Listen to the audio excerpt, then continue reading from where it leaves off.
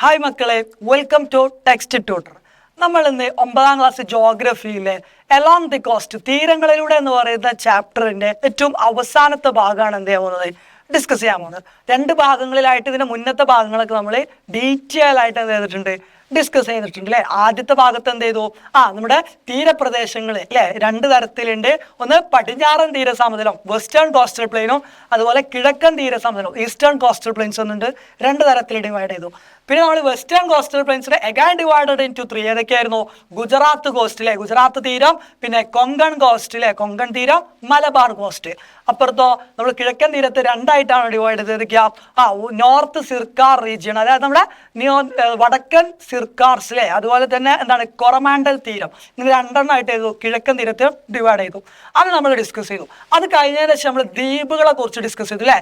ലക്ഷദ്വീപിനെ കുറിച്ച് ഡിസ്കസ് ചെയ്തു, ആൻഡമാൻ നിക്കോബാർ ദ്വീപുകളെ കുറിച്ചിട്ട് ഡിസ്കസ് ചെയ്തു. അത് കഴിഞ്ഞതിന് ശേഷം നമ്മൾ സമുദ്ര ഭൂരൂപങ്ങളെ കുറിച്ച് ഡിസ്കസ് ചെയ്തു അല്ലെ. ക്ലിഫുകളെ കുറിച്ച്, സമുദ്ര കമാനങ്ങളിലെ, അതായത് സീ ആർച്ചസിനെ കുറിച്ച്, സീ കേവ് സമുദ്ര ഗുഹകളെ കുറിച്ചിട്ട് ഡിസ്കസ് ചെയ്തു. അത് കഴിഞ്ഞതിന് ശേഷം നമ്മൾ ബീച്ചുകളെ കുറിച്ച് ഡിസ്കസ് ചെയ്തു. പിന്നെ സാൻഡ് ബാർ അല്ലെ, സാൻഡ് ബാർ, പിന്നെ പൊഴി അല്ലെ, സ്പിറ്റ്, അങ്ങനെ കുറെ കാര്യങ്ങളെ കുറിച്ച് നമ്മൾ എന്ത് ചെയ്തു, ഡിസ്കസ് ചെയ്ത് കഴിഞ്ഞു. ഇനി നമ്മൾ നോക്കാൻ പോകുന്നത് തീരപ്രദേശത്തെ ക്ലൈമറ്റ് അല്ലെ, കാലാവസ്ഥയുമായി ബന്ധപ്പെട്ട കാര്യങ്ങളാണ്. Okay, the coastal region of India have A moderate climate അല്ലെ. നമ്മൾ ആദ്യം ചാപ്റ്റർ തുടങ്ങിയ സമയത്ത് പറഞ്ഞിട്ടുണ്ടായിരുന്നു ഈ തീരപ്രദേശങ്ങൾ ജനനിബിഡമാണ് അല്ലെ, ഹൈ പോപ്പുലേഷൻ ഡെൻസിറ്റി ഉണ്ട്. അതിന് കാരണം എന്താ? അതിന് കാരണങ്ങളിൽ ഒരു കാരണം നമ്മൾ പറഞ്ഞിട്ടുള്ള ഇവിടുത്തെ കാലാവസ്ഥയായിരുന്നു, ക്ലൈമറ്റ് അല്ലെ, മോഡറേറ്റ് ക്ലൈമറ്റ് ആയിരുന്നു അല്ലെ. നമ്മളെ ജനജീവിതത്തിന് അനുയോജ്യമായിട്ടുള്ള ഒരു ക്ലൈമറ്റിലെ ഒരു കാലാവസ്ഥയാണ് അവിടെ ഉള്ളത് എന്ന് നമ്മൾ എന്ത് ചെയ്തിട്ടുണ്ടായിരുന്നു, ഓൾറെഡി ഡിസ്കസ് ചെയ്തിട്ടുണ്ടായിരുന്നു. പല കാരണങ്ങളിൽ ഒരു കാരണം കേട്ടോ. അപ്പം ഇറ്റ്സ് എ മോഡറേറ്റ് ക്ലൈമറ്റ് അല്ലേ. നമ്മുടെ തീരപ്രദേശത്ത് എന്താണ് മോഡറേറ്റ് ആയിട്ടുള്ള ക്ലൈമറ്റ്, അതായത് ഉഷ്ണമേഖലയിലാണ് ഉൾപ്പെടുന്നതെങ്കിലും ഇന്ത്യയുടെ തീരപ്രദേശങ്ങളിൽ മിതമായ കാലാവസ്ഥയാണ് ഉള്ളത് അല്ലേ. It does not experience too hot അല്ലേ. ഒരുപാട് ചൂടുണ്ടോ? ഇല്ല. ഉച്ചക്ക് ബീച്ചിൽ പോയി നല്ല വെയിലത്തിരുന്ന നല്ല ചൂടൊക്കെ ഉണ്ടാവും. പക്ഷെ ഒരു സാധാരണ ഓൺ ആൻ ആവറേജ് നമ്മളൊരു തീരപ്രദേശം എടുക്കുകയാണെന്നുണ്ടെങ്കിൽ അവിടെ കൊടും ചൂടൊന്നുമില്ല. ഓക്കെ, എന്താണ് it does not experience too hot or too cold അല്ലെ. ഒരുപാട് തണുപ്പില്ല എന്ന് ഒരുപാട് ചൂടില്ല, കണ്ടീഷനാണ് അല്ലെ അവിടെ ഉള്ളത് അല്ലെ. This is due to the maritime effect caused by the proximity to the sea. ഇതിനുള്ള കാരണം എന്താ കാരണം? കടലുമായിട്ടുള്ള സാമീപ്യം അല്ലെ, പ്രോക്സിമിറ്റി ടു സീ. അതായത് ഇവിടുത്തെ അത്യുഷ്ണം അല്ലെ, ഒരുപാട് ചൂടുമില്ല, അതിശൈത്യം, ഒരുപാട് തണുപ്പില്ല. എന്താണ് ഇതിന്റെ കാരണം? സമുദ്ര സാമീപ്യം അല്ലെ. പ്രോക്സിമിറ്റി ടു സീ ആണെന്ത് ഇതിന്റെ കാരണം എന്നുള്ളത്. Land and sea respond differently to the insolation അല്ലേ. അതായത് നമുക്ക് എന്ത് ചെയ്യും, സൂര്യപ്രകാശം ഭൂമിയിലേക്ക് പതിക്കും, അതെന്തായിരുന്നു ഭൂമി തിരിച്ച് അങ്ങോട്ടേക്ക് പ്രതിഫലിപ്പിക്കുകയൊക്കെ ചെയ്യും. ഇത് ഈ ഇൻസുലേഷനും കാര്യങ്ങളൊക്കെ കരയും സമുദ്രവും 2 തരത്തിലാണ് എന്ത് ചെയ്യുക, അത് കാണിക്കുക എന്നുള്ളത് അല്ലേ. Land and sea respond differently insulation. Large get എന്താണ് ഹീറ്റഡ് അല്ലേ. ലാൻഡ് ഭൂമി എന്ത് ചെയ്യും, land gets heated and cools quickly.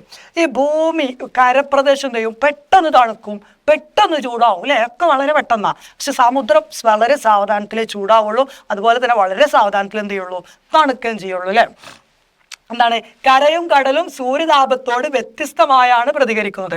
കര എന്ത് ചെയ്യുന്നു, ലാൻഡ് എന്ത് ചെയ്യുന്നു, വളരെ പെട്ടെന്ന് ചൂട് പിടിക്കുകയും വേഗത്തിൽ തന്നെ തണുക്കുകയും ചെയ്യുന്നു.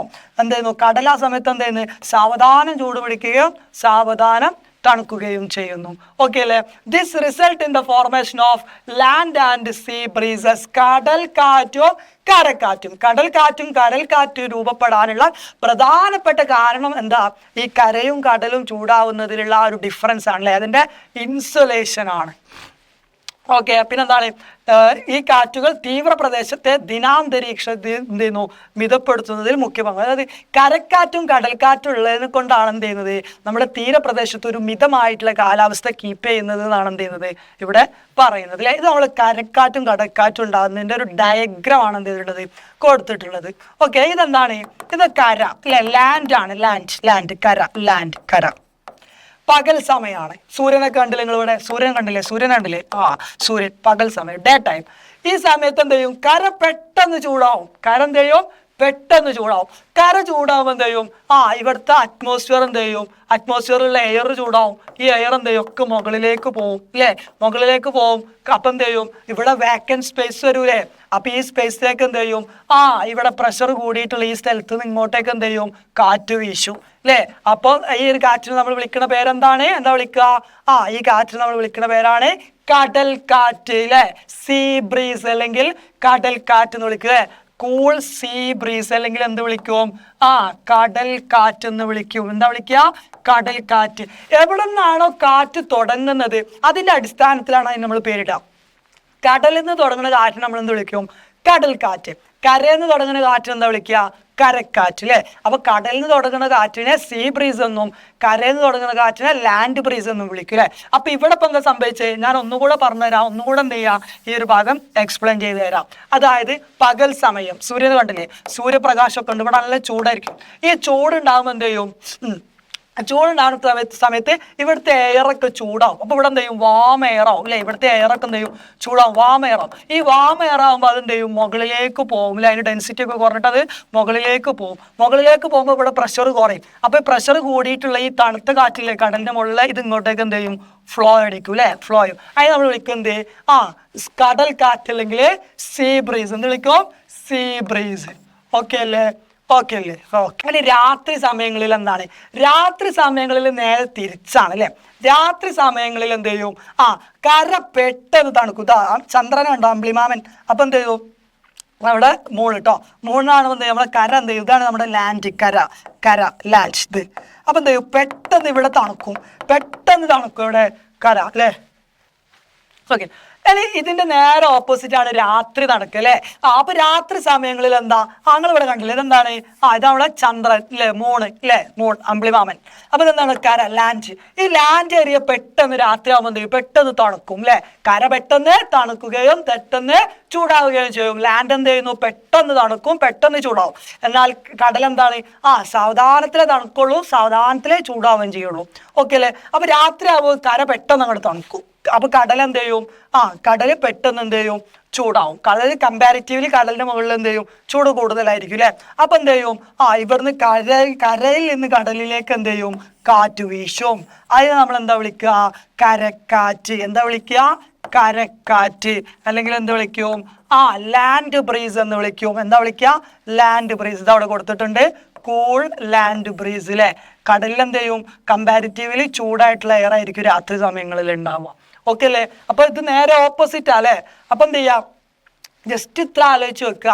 പകൽ സമയങ്ങളിൽ കര പെട്ടെന്ന് ചൂടാവും. കര പെട്ടെന്ന് ചൂടാവുമ്പോൾ കരന്റെ മുകളിലുള്ള വായു എന്ത് ചെയ്യും? ചൂടാവും. അപ്പൊ വായു എന്ത് ചെയ്യും? പ്രഷർ കുറഞ്ഞിട്ട് മുകളിലേക്ക് പോകും. അപ്പൊ തൊട്ടപ്പുറത്തുള്ള കടലിൽ നല്ല തണുത്ത ഹൈ പ്രഷറുള്ള വായു ഉണ്ടാവും അല്ലെ? അത് ഇങ്ങോട്ടേക്ക് വീശും അല്ലെ? അപ്പൊ അതിന് നമ്മൾ വിളിക്കുന്ന പേരാണ് എന്ത്?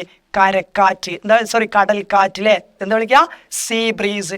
രാത്രി നേരെ തിരിച്ച് രാത്രി എന്ത് ചെയ്യും? കര പെട്ടെന്ന് തണുക്കും. കര പെട്ടെന്ന് തണുക്കുമ്പോൾ എന്ത് ചെയ്യും? കരന്റെ മുകളിലുള്ള വായും പെട്ടെന്ന് തണുക്കും അല്ലെ? അപ്പൊ എന്ത് ചെയ്യും? തൊട്ടപ്പുറത്തുള്ള കടൽ കമ്പാരിറ്റീവ്ലി ചൂടായിരിക്കും. അപ്പൊ എന്ത് ചെയ്യും? കടലിന്റെ മുകളിൽ വായു ഒരു മർദ്ദം കുറയും, പ്രഷർ കുറയുമ്പോൾ എന്ത് ചെയ്യും? കരയിൽ നിന്ന് കടലിലേക്ക് കാറ്റ് വീശും. അതിന് നമ്മൾ എന്ത് വിളിക്കും? Land breeze. എന്താ വിളിക്കുക? ലാൻഡ് ബ്രീസ് അല്ലെങ്കിൽ കരക്കാറ്റ് എന്ന് വിളിക്കും. ഓക്കെ അല്ലേ? ഓക്കെ. ദെൻ അടുത്തൊരു ഫാക്ടർ എന്താണ്? ആദ്യത്തെ ഈ നമ്മുടെ കടലിന്റെ തീരപ്രദേശത്തുള്ള കാലാവസ്ഥയെ സ്വാധീനിക്കുന്ന ഫസ്റ്റത്തെ ഘടകം നമ്മൾ പഠിച്ചു, കരക്കാറ്റും കടൽക്കാറ്റും, ലാൻഡ് ബ്രീസും സീ ബ്രീസും. അടുത്തത് നമ്മുടെ മൺസൂൺ വിൻഡ് ആണ് കേട്ടോ. എന്താണ്? Monsoon winds R another factor influencing the coastal climate. എന്താണ്? മൺസൂൺ വിൻഡ്സ് അല്ലെ? മൺസൂൺ കാറ്റുകളാണ് തീരപ്രദേശ കാലാവസ്ഥയെ സ്വാധീനിക്കുന്ന മറ്റൊരു തരം. South west monsoon. South west എന്ന് പറഞ്ഞാൽ അല്ലേ, നമ്മളിപ്പോ ഇതൊരു ഇന്ത്യയുടെ മാപ്പ് എടുക്കുകയാണെങ്കിൽ നമ്മുടെ സൗത്ത് അല്ലേ, സൗത്ത് ഇത് വെസ്റ്റ്. അപ്പൊ സൗത്ത് വെസ്റ്റ് മൺസൂൺ എന്ന് പറഞ്ഞാൽ ഇവിടുന്ന് വരുന്ന അല്ലേ, ഏതാണ്? അതായത് തെക്ക് പടിഞ്ഞാറൻ monsoon, south west monsoon winds that give rainfall all over India reach island and cost first അല്ലേ? നമ്മുടെ ഇന്ത്യയുടെ വിവിധ ഭാഗങ്ങളിലേക്ക് എത്തുന്ന ഈ തെക്ക് പടിഞ്ഞാറൻ മൺസൂണ് ആദ്യം എത്തുന്നത് എവിടെയാ? അത് ഇന്ത്യയിലെ ദ്വീപുകളിലും തീരപ്രദേശങ്ങളിലാണ്. ഈ തീരപ്രദേശങ്ങളിൽ തൊടാതെ അപ്പുറത്തേക്ക് പോകാൻ കഴിയുമോ? ഇല്ല. അപ്പൊ ഈ തീരപ്രദേശമൊക്കെ കവർ ചെയ്തിട്ടാണ് നേരെ എങ്ങോട്ട് കയറുക? ഇന്ത്യയിലേക്ക് കയറുക എന്നുള്ളതാണ് പറയുന്നത് അല്ലെ? അപ്പൊ south west monsoon means that give rainfall all over India reach island and cost first. തെക്ക് പടിഞ്ഞാറൻ മൺസൂൺ മൺസൂൺ കാറ്റുകളാണ് ഇന്ത്യയിൽ ആകമാനം മഴ നൽകുന്നത്. മൺസൂൺ കാറ്റുകൾ ആദ്യം എത്തുന്നത് ദ്വീപുകളിലും തീരപ്രദേശങ്ങളിലുമാണ് അല്ലെ. എവിടെയൊക്കെയാണ് എന്തുള്ളത്? ദ്വീപുകളുള്ളത് അല്ലെ. പിന്നെ എന്തുണ്ട്? ഇവിടെ തീരപ്രദേശങ്ങളുണ്ട്. ഈ തീരപ്രദേശങ്ങളോ ദ്വീപുകളൊക്കെ കഴിഞ്ഞിട്ടല്ലേ നമ്മുടെ രാജ്യത്തിനുള്ളിലേക്ക് കടക്കാൻ കഴിയുള്ളൂ. ഓക്കെ അല്ലേ. South west monsoon winds coming through the Arabian Sea into the western Ghats and give high amount of rainfall in the western coastal plain അല്ലേ. നമ്മൾ പറഞ്ഞു ഇവിടുന്ന് എന്ത് ചെയ്യും? ഇതിപ്പോൾ ഇന്ത്യ ആണെന്ന് സങ്കല്പിക്കുക. ഇത് ഇന്ത്യ ആണ് സങ്കല്പിക്കട്ടോ, ഇന്ത്യ എന്നല്ല സങ്കല്പിക്കുക. നമ്മൾ അറബിക്കടലിൽ നിന്നില്ല, ഏതാടല്ല അറബിക്കടൽ, ഇവിടെ എന്താണ് സൗത്ത് വെസ്റ്റ് മൺസൂൺ ഇങ്ങനെ വരും. വന്നിട്ട് എന്ത് ചെയ്യും? ഇവിടെ നമ്മുടെ പശ്ചിമഘട്ട മലനിരകളുണ്ട്, ഇതുമേൽ ഹിറ്റ് ചെയ്തിട്ട് നമ്മുടെ ഈ ഒരു റീജിയണിൽ എന്ത് ചെയ്യും? മഴ പെയ്യിക്കും, റെയിൻ പെയ്യിക്കും അല്ലേ. അതാണ് ഇവിടെ പറഞ്ഞിട്ടുള്ളത്. അതായത് അറബിക്കടലിലൂടെ എത്തുന്ന തെക്കു പടിഞ്ഞാറൻ മൺസൂൺ കാറ്റുകൾ അല്ലേ. അറബിക്കടലിലൂടെ എത്തുന്ന തെക്കു പടിഞ്ഞാറൻ മൺസൂൺ കാറ്റുകൾ പശ്ചിമഘട്ട മലനിരകളിൽ തട്ടി, ഇവിടെ പശ്ചിമഘട്ടം ഉള്ളത് അല്ലേ, നമ്മുടെ വെസ്റ്റേൺ ഘട്ട്, പശ്ചിമഘട്ട മലനിരകളിൽ തട്ടി എന്ത് ചെയ്യുന്നു? പടിഞ്ഞാറൻ തീരസമുദ്രത്തിൽ ഉയർന്ന തോതിൽ എന്ത് ചെയ്യുന്നു? മഴ നൽകുന്നു. ഈസ്റ്റേൺ കോസ്റ്റ് നമുക്ക് എന്ത് ചെയ്യാം? തൊട്ടപ്പുറത്തേക്ക് ഈസ്റ്റേൺ കോസ്റ്റിലേക്ക് വരുമ്പോൾ especially the Coromandel coast receives rainfall during the month of October and November. കിഴക്കൻ തീരസമയത്ത് പ്രത്യേകിച്ച് കൊറമാൻഡൽ തീരത്ത് മഴ ലഭിക്കുന്നത് എപ്പോഴാണ്? നമ്മുടെ ഒക്ടോബർ നവംബർ മാസങ്ങളിലാണ് അല്ലേ. This is the season of retreat of monsoon. മൺസൂണിന്റെ പിൻവാങ്ങൽ സമയമാണ് ഇത്, ഒക്ടോബർ നവംബർ കാലഘട്ടം അല്ലെ. During this season Kerala also receives some rain. It is called തുലാവർഷം. എന്താ വിളിക്കുക? തുലാവർഷം. മൺസൂൺ കാറ്റുകളുടെ പിൻവാങ്ങൽ കാലം. ഈ പിൻവാങ്ങൽ കാലയളവിൽ കേരളത്തിലും മഴ ലഭിക്കുന്നു. നാം ഇതിനെന്ത് വിളിക്കുന്നു? തുലാവർഷം എന്ന് വിളിക്കുന്നു. ഓക്കെ അല്ലേ? Okay, then the eastern coast also receives rainfall from the cyclone, ചുഴലിക്കാറ്റുകളിൽ നിന്ന് cyclones developed in the Bay of Bengal.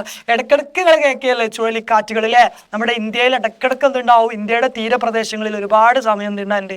ചുഴലിക്കാറ്റുകൾ ഉണ്ടായിട്ടുണ്ട് അല്ലേ. അപ്പോൾ the eastern coast also receives rainfall from the cyclones developed in the Bay of Bengal.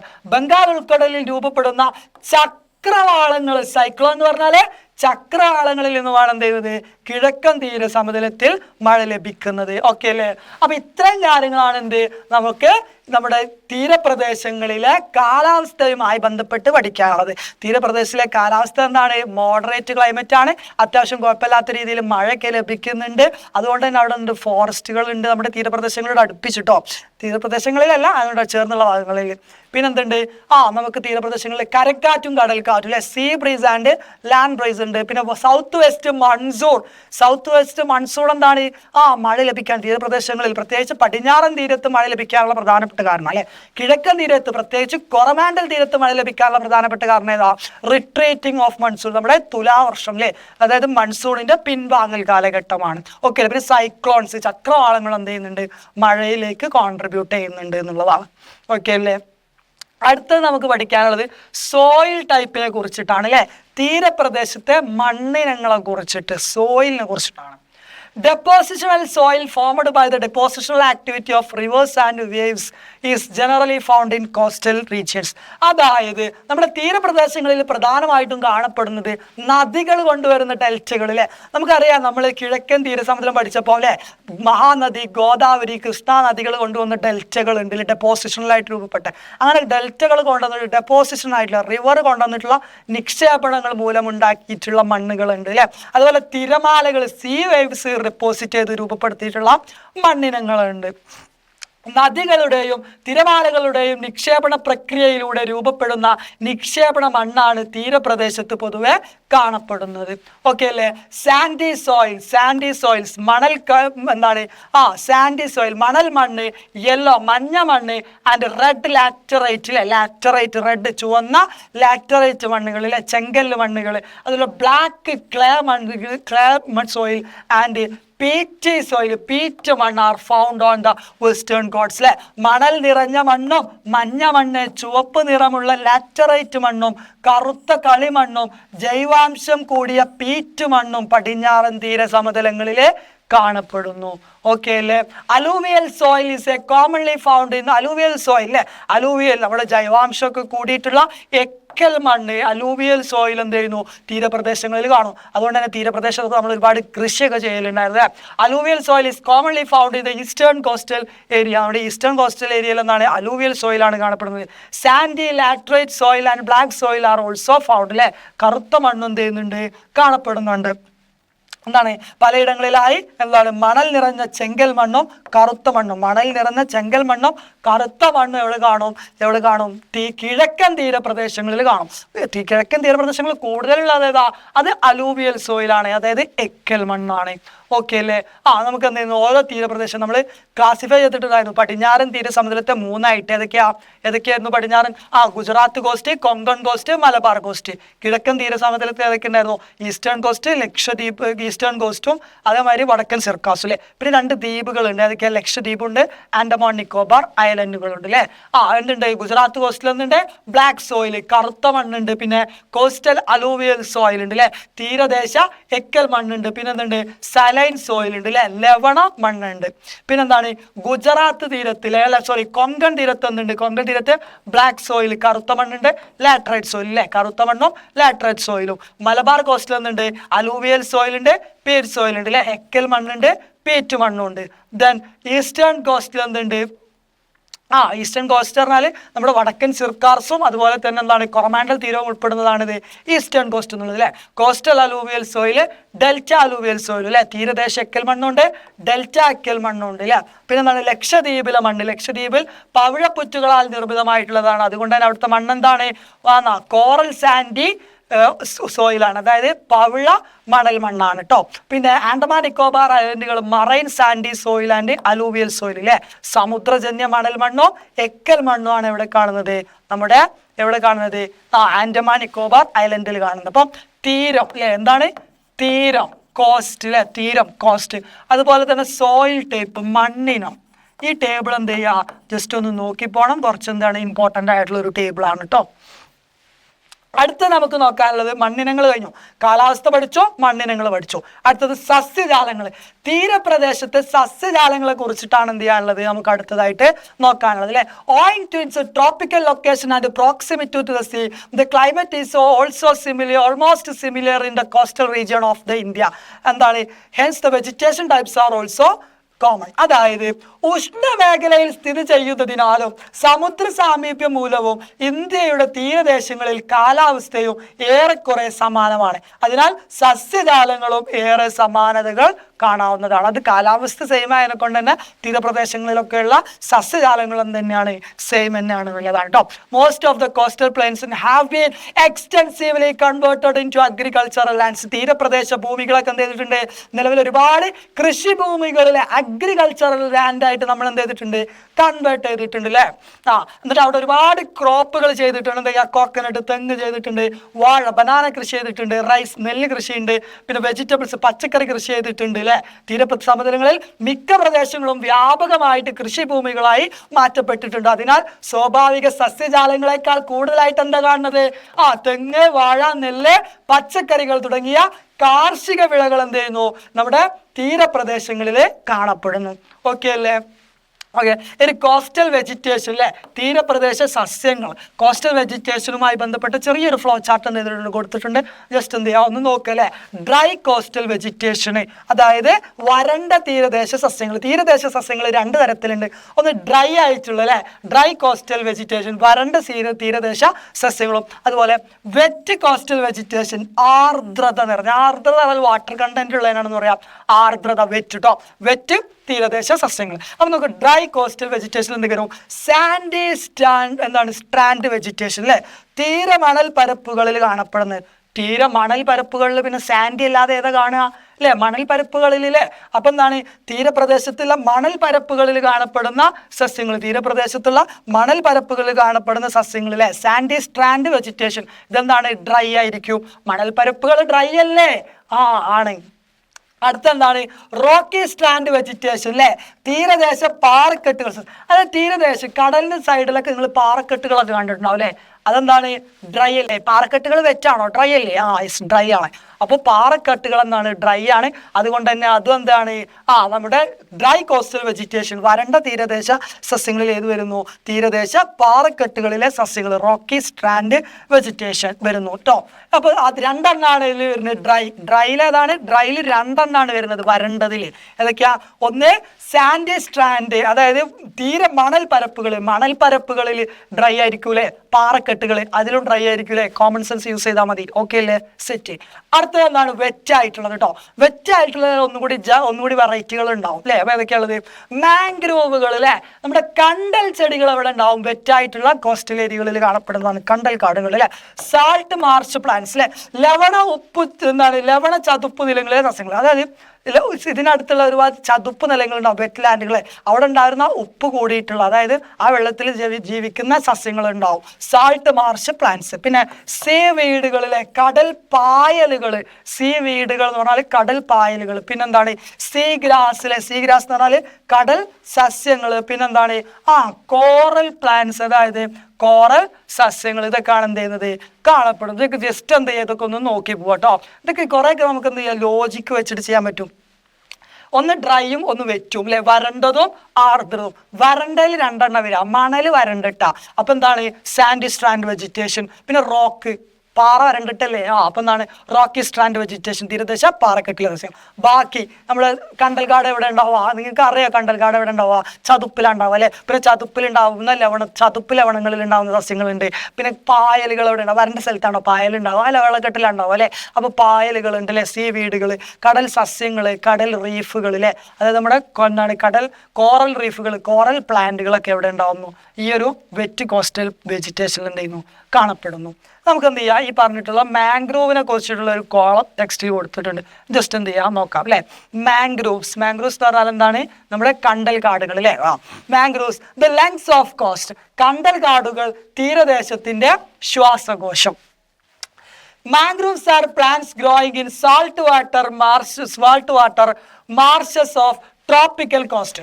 ഉഷ്ണമേഖലാ തീരങ്ങളിൽ സാധാരണയായി വളരുന്ന ലവണജല ചതുപ്പു സസ്യങ്ങൾ. എന്താണ്? Salt water marshes of tropical cost ആണ് ഇത് അവിടെ ഉണ്ടാവുന്നതാണ് ഇത് നമ്മുടെ കണ്ടൽ കാടുകൾ എന്നുള്ളതിലെ mangroves. Mangroves are found about 380 kilometers along the coastal region of the India. ഇന്ത്യയിൽ ഏകദേശം 380 കിലോമീറ്ററോളം തീരപ്രദേശത്ത് എന്ത് ചെയ്യുന്നു? കണ്ടൽ കാടുകൾ കാണപ്പെടുന്നു. കേരളത്തിൽ ഏറ്റവും കൂടുതൽ കണ്ടൽ കാടുകളുള്ള ജില്ല ഏതാ? കണ്ണൂർ കേട്ടോ. ഏതാണ്? കണ്ണൂർ. കേരളത്തിൽ ഏറ്റവും കൂടുതൽ കടൽ തീരമുള്ള ജില്ല ഏതാ? അതും കണ്ണൂർ തന്നെയാണ് കേട്ടോ. സുന്ദർബൻസ് അറിയില്ലേ? Sundarbans on the Ganga deltaic region of the West Bengal is the largest mangrove forest in India. ഈ പശ്ചിമ ബംഗാളിലെ ഗംഗാ ഡെൽറ്റ പ്രദേശങ്ങളിലുള്ള സുന്ദർബൻസ് ആണ് ഇന്ത്യയിലെ ഏറ്റവും വലിയ മാംഗ്രോവ്സ്. എന്താണ്? സുന്ദർബൻസ് ആണല്ലേ? സുന്ദർബൻസ് ആണ് ഇന്ത്യയിലെ ഏറ്റവും വലിയ മാംഗ്രോവ് പ്ലാന്റേഷൻ എന്നുള്ളത്. ഇന്ത്യയിലെ തന്നെ ഏറ്റവും വലിയ കണ്ടൽ കാടുകളാണ് ഇത്. പശ്ചിമ ബംഗാളിലെ തീരത്ത് ഗംഗാ ഡെൽറ്റ പ്രദേശത്ത് കാണുന്ന സുന്ദർബൻസ് എന്നുള്ളത്. Mangroves are breeding grounds for various species of fish and other marine life and habitat. നിങ്ങൾ മാംഗ്രോവ്സ് കണ്ടില്ലേ? മാംഗ്രോവ്സിന്റെ ചിത്രം അവിടെ ഉണ്ടാവും, പിക്ചർ ഉണ്ടാവും. മാംഗ്രോവ്സ്, ഈ മാംഗ്രോവ് കണ്ടില്ലേ നിങ്ങൾ? ഈ മാംഗ്രോവിന്റെ ഉള്ളിലൊക്കെ ഒന്നുണ്ടാവും, മാംഗ്രോവ്സിന്റെ ഉള്ളിലൊക്കെ ഒരുപാട് ജീവികൾ ഉണ്ടാവും അല്ലെ? ഒരുപാട് പക്ഷികൾ, ഒരുപാട് ജീവികൾ, ഒരുപാട് സംഭവങ്ങൾ ഉണ്ടാവും. ഇതിനൊക്കെ എന്താണ്? അവരുടെ പ്രജനന കാലത്തും അതുപോലെ തന്നെ മറ്റുള്ള കാര്യങ്ങളിലൊക്കെ സഹായിക്കുന്നത് ആരാ? ഈ ഒരു മാംഗ്രോവ്സ് അല്ലെ? അപ്പൊ എന്താണ്? കണ്ടലുകൾ വിവിധ ഇനം മത്സ്യങ്ങളുടെയും മറ്റ് ജീവജാലങ്ങളുടെയും പ്രജനന കേന്ദ്രമാണ് അല്ലെ? ആ ഗാർഡനുള്ളിൽ പോയിട്ടാണ് ഇവരെന്ത് ചെയ്യുക? അവരുടെ പ്രജനന ഗാത്രത്തിൽ അവരുടെ പ്രഗ്നൻസി, അവരുടെ ഡെലിവറി കാര്യങ്ങളൊക്കെ നടക്കുക. Mangroves protect coastal land and coastal people from natural disasters like cyclones and tsunamis. അല്ലേ? ഈ കണ്ടൽ കാടുകൾ എന്ത് ചെയ്യുന്ന പറയുക? ഒരുപാട് ഹെൽപ്പ് ചെയ്യുന്നുണ്ട് നമ്മളെ. ഈ കണ്ടൽ കാടുകൾ അവരുടെ വേരുകളൊക്കെ ഈ മണ്ണിടിച്ചിലൊക്കെ തടയും. ഈ കോസ്റ്റൽ ഏരിയകളിലുള്ള മണ്ണിടിച്ചിൽ ഉണ്ടാവില്ലേ തീരപ്രദേശത്തുള്ള, അതൊക്കെ തടഞ്ഞു നിർത്തും. ആ ഒരു തീരദേശത്തെ സംരക്ഷിക്കും അല്ലെ? ആര്? കണ്ടൽ കാടുകൾ. അത് മാത്രമാണോ? അല്ല, സുനാമി വരുന്ന സമയത്ത് അതുപോലെ തന്നെ ചുഴലിക്കാറ്റുകളും സൈക്ലോൺസ് ഒക്കെ വരുന്ന സമയത്ത് എന്ത് ചെയ്യും? കടൽക്ഷോഭങ്ങളൊക്കെ ഉണ്ടാവും അല്ലെ. ഇതിനൊക്കെ ഒരു പരിധി വരെ ആര് തടഞ്ഞു നിർത്തും? നമ്മുടെ കണ്ടൽ കാടുകൾ എന്ത് ചെയ്യും? തടഞ്ഞു നിർത്തുന്നതാണ് എന്ത് ചെയ്യുന്നത് പറയുന്നത് കേട്ടോ. അപ്പൊ സുനാമി തുടങ്ങിയ എന്താണ് ചുഴലിക്കാറ്റ്, സുനാമി തുടങ്ങിയ പ്രകൃതി ദുരന്തങ്ങളിൽ നിന്നും കണ്ടലുകൾ തീരപ്രദേശത്തെയും ജനങ്ങളെയും സംരക്ഷിക്കുന്നു. They are an important factor influencing the existence of coastal ecosystem. തീരപ്രദേശത്തെ ആവാസ വ്യവസ്ഥയുടെ നിലനിൽപ്പിനെ സ്വാധീനിക്കുന്ന പ്രധാനപ്പെട്ട ഒരു ഘടകമാണ് ഇത് കണ്ടൽ കാടുകൾ, മാൻഗ്രൂവ്സ് എന്നുള്ളത് അല്ലെ. അതുകൊണ്ട് തന്നെ അതിനെന്ത് ചെയ്യണം? നമ്മൾ സംരക്ഷിക്കണം. അതിന്റെ സംരക്ഷണവും ബോധവൽക്കരണവുമായി ബന്ധപ്പെട്ട് നമ്മൾ ഒരു ഡേ ആചരിക്കുന്നുണ്ട് അല്ലെ, ഒരു ദിനം. ഏതാ? International mangrove day is observed on 26th July 26 നമ്മൾ എന്ത് ചെയ്യുന്നു? കണ്ടൽ കാടുകളുടെ സംരക്ഷണത്തിനായി അന്താരാഷ്ട്ര കണ്ടൽ ദിനമായിട്ട് എന്ത് ചെയ്യുന്നു? ആചരിക്കുന്നു, ഇന്റർനാഷണൽ മാൻഗ്രൂവ് ഡേ. ഓക്കെ അല്ലേ മക്കളെ? അതൊരു കണ്ടൽ കാടിന്റെ ചിത്രം കൊടുത്തിട്ടുണ്ട് കേട്ടോ. എന്ത് ചെയ്ത് നമ്മൾ നേരത്തെ നോക്കിയിട്ടുള്ളതാണ് ഈ ചിത്രം. ഓക്കെ, ഒരുപാട് എന്ത് ചെയ്യുന്നു? ജീവികളും മത്സ്യങ്ങളും മറ്റ് കടൽ ജീവികളൊക്കെ ഇതിൻ്റെ ഉള്ളിലൊക്കെ എന്ത് ചെയ്യുന്നുണ്ട്? ആവാസ വ്യവസ്ഥയായിട്ട് കഴിയുന്നുണ്ട് അല്ലേ. ഇപ്പൊ ഒരു സുനാമിയൊക്കെ വരുന്ന സമയത്ത് ഇങ്ങനെ എന്ത് ചെയ്യുന്നു? ഇതിനൊക്കെ ഇവര് തടഞ്ഞു നിർത്തിയിട്ട് എന്ത് ചെയ്യുന്നു? ഇവിടെ ഈ പോപ്പുലേഷനൊക്കെ എന്ത് ചെയ്യുന്നു? ഇവര് സഹായിക്കുന്നു എന്നുള്ളതാണ്. അടുത്ത നമുക്ക് നോക്കാനുള്ളത് മിനറൽ ഡിപ്പോസിറ്റ്സ് അല്ലെ. നമ്മുടെ തീരപ്രദേശത്തെ ധാതു നിക്ഷേപങ്ങളെ കുറിച്ചിട്ടാണ്, മിനറൽ ഡെപ്പോസിറ്റിനെ കുറിച്ചിട്ടുള്ള.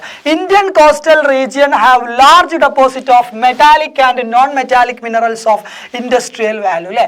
മെറ്റാലിക് ആയിട്ടുള്ള, അതായത് ലോഹവും അലോഹങ്ങളുമായിട്ടുള്ള നിരവധി എന്താണ് മെറ്റൽസ് അല്ലെങ്കിൽ ധാതുക്കൾ അവിടെ ഉണ്ട്, നമ്മുടെ ഇന്ത്യയുടെ തീരങ്ങളിലുണ്ട് അല്ലെ. അയൺ ഓർ, ഇരുമ്പിന്റെ ഓറുകളുണ്ട്, പിന്നെ മാൻഗനീസ് ഉണ്ട്, ബോക്സൈറ്റ് ഉണ്ട് അല്ലെ. ഏതൊക്കെയാ? Iron or, manganese, bauxite R the main mineral found in the coastal planes അല്ലെ.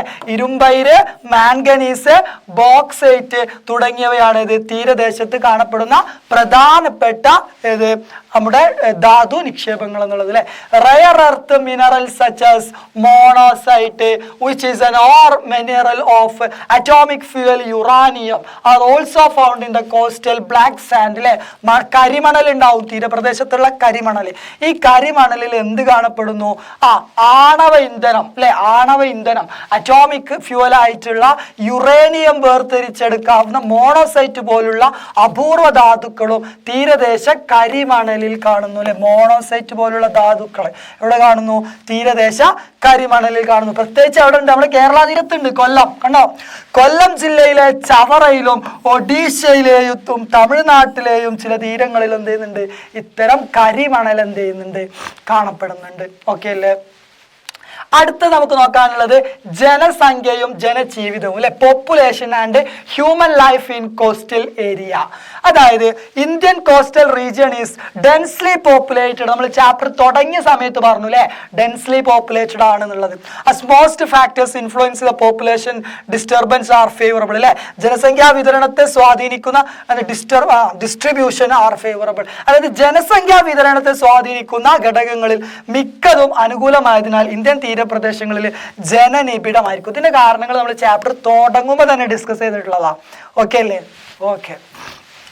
Factors such as equitable climate, ഒരു മിതമായിട്ടുള്ള എന്താ പറയാ, ഒരു സമാധാനപരമായിട്ടുള്ള നീതിപൂർവമായിട്ടുള്ള ഒരു കാലാവസ്ഥ, ക്ലൈമറ്റ് അല്ലെ. പ്ലെയിൻസ് സ്യൂട്ടബിൾ ഫോർ അഗ്രികൾച്ചർ അല്ലെ. സമതലങ്ങളാണ്. പിന്നെന്താണ്? Agriculture development of transportation.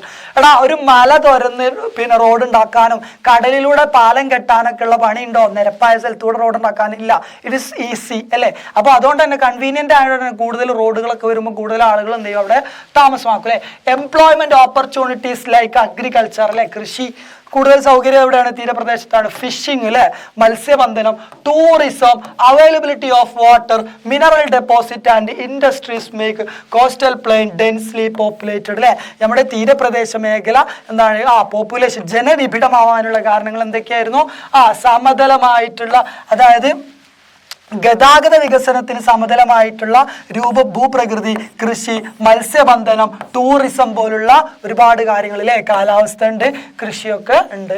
Okay. Apart from Delhi, 3 metro cities of India, Mumbai, Chennai and Kolkata have developed on the coastal plains. അതായത് ഡൽഹി ഒഴികെയുള്ള മറ്റു 3 മെട്രോ നഗരങ്ങൾ ഏതൊക്കെയാ? ചെന്നൈ ഉണ്ട്, കൊൽക്കത്ത ഉണ്ട്, പിന്നെ നമ്മുടെ മുംബൈ ഉണ്ട്. ഈ 3 നഗരങ്ങൾ എവിടെയാണ്? തീരപ്രദേശത്താണ് ഡെവലപ്പ് ചെയ്തിട്ടുള്ളത് അല്ലേ? പിന്നെ Lakshadweep island have A higher density of population then the national average അല്ലേ? ലക്ഷദ്വീപിൽ നമ്മുടെ ദേശീയ ശരാശരിയേക്കാൾ കൂടുതൽ എന്തുണ്ട്? ജനസാന്ദ്രത ഉണ്ട് അല്ലേ? എന്താണ്? ജനസംഖ്യ ഉണ്ട്. പിന്നെന്താണ്? Density. But in the Andaman and Nicobar island the population density is low. Andaman നിക്കോബാറുകളിൽ എന്താണ്? നമ്മൾ നേരത്തെ പറഞ്ഞു 570ഓളം ദ്വീപുകളുണ്ട്, അതിലൊരു 38 ദ്വീപുകളിലെ ജനവാസമുള്ളൂ എന്നൊക്കെ പറഞ്ഞു അല്ലേ? അപ്പൊ അവിടെ എന്താണ്? താരതമ്യേന ആൻഡമാൻ നിക്കോബാറിൽ ജനസംഖ്യ ഡെൻസിറ്റി എന്താണ്? വളരെ കുറവാണെന്നുള്ളതാണ്. ഓക്കെ അല്ലേ? അടുത്ത് നമുക്ക് നോക്കാനുള്ളത് എക്കണോമിക് ആക്ടിവിറ്റി അല്ലെ? എക്കണോമിക് ആക്ടിവിറ്റീസ്, സാമ്പത്തിക പ്രവർത്തനങ്ങൾ, നമ്മുടെ തീരപ്രദേശവുമായി ബന്ധപ്പെട്ട സാമ്പത്തിക പ്രവർത്തനങ്ങൾ എക്കണോമിക് ആക്ടിവിറ്റീസ് ആണ് കേട്ടോ. Agriculture and fishing are the main economic activity അല്ലെ? അഗ്രികൾച്ചർ ആൻഡ് ഫിഷിംഗ്, ഒരു കോമൺ സെൻസ് വെച്ചാൽ നമുക്കത് എഴുതാൻ പറ്റൂലേ? Agriculture and fishing are the major economic activity of the coastal plains living in the coastal region അല്ലെ? കൃഷി, മത്സ്യബന്ധനം എന്നിവയാണ് തീരദേശ ജനതയുടെ പ്രധാനപ്പെട്ട സാമ്പത്തിക പ്രവർത്തനങ്ങൾ. There are various mineral based industries. തീരദേശത്തു നിന്ന് ഒരുപാട് മിനറൽസ് കിട്ടി എന്ന് പറഞ്ഞല്ലേ? നമ്മുടെ കേരളത്തിൽ നിന്ന് വരെ കിട്ടി. കൊല്ലം ചവറയെന്നൊക്കെ മോണോസൈറ്റ് ഒക്കെ അല്ലെ കിട്ടി എന്നൊക്കെ പറഞ്ഞു. കരിമണൽ, മോണോസൈറ്റ് ഒക്കെ വേർതിരിക്കാൻ പറ്റുന്ന.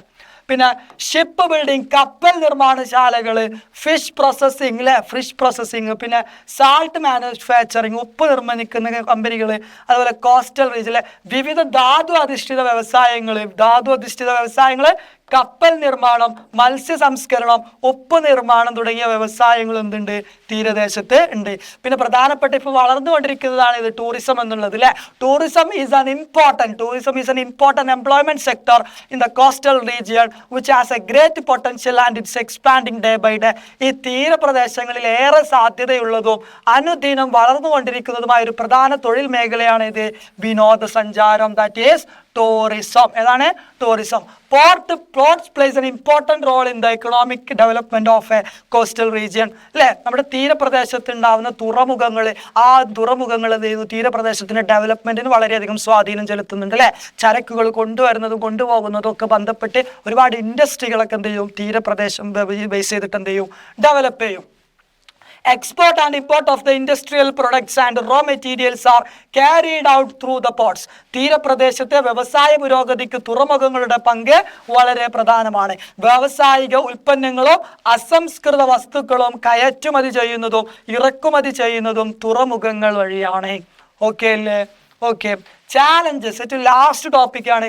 What are the challenges facing അല്ലെ? Challenges faced by coastal region. തീരപ്രദേശങ്ങൾ നേരിടുന്ന വെല്ലുവിളികൾ, അതായത് ചാലഞ്ചസ്. ഒന്നാമത്തെ എന്താണ്? Natural disasters like tsunami and cyclone അല്ലെ? അതായത് കൊടുങ്കാറ്റ് അല്ലെങ്കിൽ ചുഴലിക്കാറ്റ്, അതുപോലെ തന്നെ സുനാമി പോലത്തെ പ്രകൃതിക്ഷോഭങ്ങൾ, നാച്ചുറൽ ഡിസാസ്റ്റേഴ്സ് നിന്നുണ്ട്. നല്ല രീതിയിൽ ഇവർ വെല്ലുവിളിയായിട്ടൊരു ചാലഞ്ച് തന്നെയാണ്.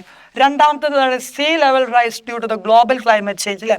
ആഗോള കാലാവസ്ഥ വ്യതിയാനത്തിന്റെ ഭാഗമായിട്ട് ചൂട് കൂടും, ഗ്ലോബൽ വാർമിംഗ് ഉണ്ടാവും, ഐസ് ഉരുകും എന്ത് ചെയ്യും? സീ ലെവൽ റൈസ് ചെയ്യും. ഒരുപാട് ദ്വീപുകളൊക്കെ വെള്ളത്തിനടിയിലാവും, ഒരുപാട് ആവാസ വ്യവസ്ഥകൾ വെള്ളത്തിനടിയിലാവും. അങ്ങനെ ഒരുപാട് പ്രശ്നങ്ങൾ എന്ത് ചെയ്യുന്നുണ്ട്? നമ്മുടെ തീരപ്രദേശം നേരിടുന്നുണ്ട് അല്ലെ? പിന്നെന്താണ്? അതായത് ആഗോള കാലാവസ്ഥ മാറ്റത്തിന്റെ ഫലമായി സമുദ്ര ജലനിരപ്പ് ഉയരുന്നു. പിന്നെന്താണ്? Coastal erosion and coastal sea turbulence, കടൽ ക്ഷോഭവും അതുപോലെ തന്നെ എന്താണ്? തീരം കടലെടുക്കുന്നതും. ഇതൊക്കെ എന്താണ്? നമ്മുടെ തീരപ്രദേശം നേരിടുന്ന ഒരുപാട് പ്രശ്നങ്ങളാണല്ലേ? അപ്പൊ ഈ പ്രശ്നങ്ങളൊക്കെ നമുക്ക് എന്ത് ചെയ്യണം? ഇല്ലാതാക്കണം. നമുക്ക് പ്രകൃതി തരുന്ന പ്രശ്നങ്ങളൊക്കെ എന്ത് ചെയ്യാം? ഒരു പരിധി വരെ നമുക്ക് ഒഴിവാക്കാം. മറ്റൊരു പകുതി എന്നുള്ളത് നമ്മുടെ കയ്യിലുള്ള കാര്യമല്ല അല്ലെ? അപ്പൊ നമ്മളോട് കഴിയുന്ന ആ ഒരു പകുതി എന്ത് ചെയ്യണം? നമ്മൾ വളരെ ക്ലിയർ ആക്കിയിട്ട് എന്ത് ചെയ്യണം? കൊണ്ടുപോകണം അല്ലെ? കണ്ടൽ കാടുകളും മറ്റു തീരദേശ സസ്യങ്ങളൊക്കെ വെച്ച് പിടിപ്പിക്കണം അല്ലെ? തീരദേശവുമായി ബന്ധപ്പെട്ട് നടക്കുന്ന അനധികൃത നിർമ്മാണങ്ങളൊക്കെ ഒഴിവാക്കണം അല്ലെ? ഇതൊക്കെ നമ്മൾ എന്ത് ചെയ്യണം? സംരക്ഷണം. ഗ്ലോബൽ വാർമിംഗ് കുറക്കണം. ഗ്ലോബൽ വാർമിംഗ് കുറക്കുമ്പോൾ എന്ത് ചെയ്യും? ഐസ് കുറയും. ആഗോളതാപനം കുറയുമ്പോൾ ഐസ് ഉരുകുന്നത് കുറയുമ്പോൾ എന്ത് ചെയ്യും? സീ ലെവൽ അങ്ങനെ പെട്ടെന്നൊന്നും എന്ത് ചെയ്യില്ല? ഉയരൂല. സീ ലെവൽ ഉയർന്നുള്ള പ്രശ്നം എന്താ വെച്ചാൽ ഒരുപാട് ദ്വീപുകൾ എന്ത് ചെയ്യും? വെള്ളത്തിനടി പോവും അല്ലെ? പിന്നെന്താണ്? ഈ ടൂറിസം മേഖലയുടെ ഡെവലപ്മെന്റ് എന്നൊക്കെ പറഞ്ഞിട്ട് നമ്മൾ തീരപ്രദേശ മേഖല നശിപ്പിക്കുന്ന പ്രവണതകളൊക്കെ കാണാറുണ്ട്. അപ്പൊ ഇതൊക്കെ ഒഴിവാക്കിയിട്ട് എല്ലാ രീതിക്കും നമ്മൾ എന്ത് ചെയ്യണം? നമ്മുടെ തീരപ്രദേശത്തെ കോസ്റ്റൽ ഏരിയ എന്ത് ചെയ്യണം? സംരക്ഷിക്കണം എന്നുള്ളതാണ് എന്ത് ചെയ്യാനുള്ളത്? നമുക്ക് പഠിക്കാനുള്ളത്. അപ്പൊ ഇത്രയൊക്കെയാണ് എന്ത് ചെയ്യാനുള്ളത് നമ്മൾ ഈ ചാപ്റ്ററിൽ പഠിക്കാനുള്ളത്. വളരെ ഡീറ്റെയിൽ ആയിട്ട് ഒരുപാട് കാര്യങ്ങൾ നമ്മൾ ഈ ചാപ്റ്ററിൽ ഡിസ്കസ് ചെയ്തിട്ടുണ്ട്. വളരെ സിമ്പിൾ ആയിട്ടുള്ള ഒരു ചാപ്റ്റർ ആണ് അല്ലേ. എന്തൊക്കെ കാര്യങ്ങൾ ചാപ്റ്ററിൽ പഠിച്ചോർമ്മ ഉണ്ടോ? ആദ്യം നമ്മൾ പഠിച്ചെന്താ? ആദ്യം നമ്മൾ കിഴക്കൻ തീരസമുദ്രം, അതുപോലെ പടിഞ്ഞാറൻ തീരസമുദ്രം അല്ലെ. വെസ്റ്റേണും ഈസ്റ്റേണും എന്താണ് കോസ്റ്റൽ പ്ലെയിൻസ് അല്ലെ. അതിൽ വെസ്റ്റേൺ കോസ്റ്റൽ പ്ലെയിൻസ് 3 ഡിവൈഡ് ചെയ്തിട്ടുണ്ടായിരുന്നു. ഏതൊക്കെയാ? Gujarat cost, Konkan cost, Malabar cost. നമ്മുടെ കിഴക്കൻ തീരതല ഏതൊക്കെയായിരുന്നു? നോർത്തേൺ സിർക്കാസ്, വടക്കൻ സിർക്കാസും, പിന്നെ ഏതായിരുന്നു? പിന്നെ നമ്മുടെ കൊറമാൻഡൽ തീരവും അല്ലെ. ഇത് തമ്മിൽ ഇതിനൊക്കെ ഓരോന്നിന്റെ സ്പെഷ്യാലിറ്റീസ്, ഡിഫറൻസിയേഷൻ ഒക്കെ നമ്മൾ എന്ത് ചെയ്തിട്ടുണ്ട്? പഠിച്ചിട്ടുണ്ട്. അത് കഴിഞ്ഞ് നമ്മൾ തീരപ്രദേശത്തെ കുറിച്ച് പഠിച്ചു അല്ലെ. തീരപ്രദേശം ലക്ഷദ്വീപിനെ കുറിച്ച് പഠിച്ചു. ആൻഡമാൻ നിക്കോബാർ ദ്വീപുകളെ കുറിച്ചൊക്കെ എന്ത് ചെയ്തു? വളരെ ഡീറ്റെയിൽ ആയിട്ട് എന്ത് ചെയ്തു? പഠിച്ചു. അത് കഴിഞ്ഞാൽ നമ്മൾ സമുദ്ര ഭൂരൂപങ്ങളെ കുറിച്ച് പറഞ്ഞു അല്ലെ. അതായത് സീ ലാൻഡ് ഫോമുകളെ കുറിച്ച് പറഞ്ഞു അല്ലെ. ഇറോഷൻ വഴി സംഭവിക്കുന്നത് പറഞ്ഞു. സീ കേവുകൾ, സമുദ്ര ഗുഹകളെ കുറിച്ച്, സീ ആർച്ച്, സമുദ്ര കമാനങ്ങളെ കുറിച്ച് പഠിച്ചു. ക്ലിഫുകളെ കുറിച്ചിട്ടൊക്കെ എന്ത് ചെയ്തു? പഠിച്ചു. ഡിപ്പോസിഷണലിന്റെ ഭാഗമായിട്ട് നടക്കുന്ന ലാൻഡ് ഫോമുകളെ കുറിച്ച് പഠിച്ചു അല്ലെ. സാൻഡ് ഡ്യൂൺസ്, സാൻഡ് ബാർസ് പോലത്തെ കാര്യങ്ങളൊക്കെ എന്ത് ചെയ്തു? പഠിച്ചു. പിന്നെന്താണ്? ബീച്ചുകളെ കുറിച്ച് പഠിച്ചു അല്ലെ. പിന്നെ അത് കഴിഞ്ഞതിന് ശേഷം നമ്മൾ എന്ത് ചെയ്തു? കാലാവസ്ഥയെ കുറിച്ച് പഠിച്ചു. അവിടുത്തെ ജനജീവിതത്തെ കുറിച്ച്, പോപ്പുലേഷനെ കുറിച്ച് പഠിച്ചു. കണ്ടൽ കാടുകളെ കുറിച്ച് പഠിച്ചു. അവിടുത്തെ വെജിറ്റേഷനെ കുറിച്ച് പഠിച്ചു. സസ്യജാലങ്ങളെ കുറിച്ച് പഠിച്ചു. അവിടുത്തെ വരുമാന മാർഗ്ഗ ഉപജീവനത്തെ കുറിച്ച് പഠിച്ചു. ജനജീവിതം, അങ്ങനെ ഒരുപാട് കാര്യങ്ങൾ നമ്മൾ എന്ത് ചെയ്തിട്ടുണ്ട്? ഈ ചാപ്റ്ററിൽ ഡിസ്കസ് ചെയ്തിട്ടുണ്ട് കേട്ടോ. അപ്പൊ മക്കൾ എന്ത് ഇതൊക്കെ റിവൈസ് ചെയ്തിട്ട് കേൾക്കുക, കറക്റ്റ് നോട്ട് എഴുതി പഠിക്കുക. എല്ലാ മക്കൾക്കും എന്ത് ചെയ്യണം? ഈ ചാപ്റ്ററിനൊക്കെ ഫുൾ മാർക്ക് കിട്ടണം. അപ്പൊ എല്ലാവർക്കും എല്ലാവിധ ആശംസകളും നേരാണ്. All the best. Thank you.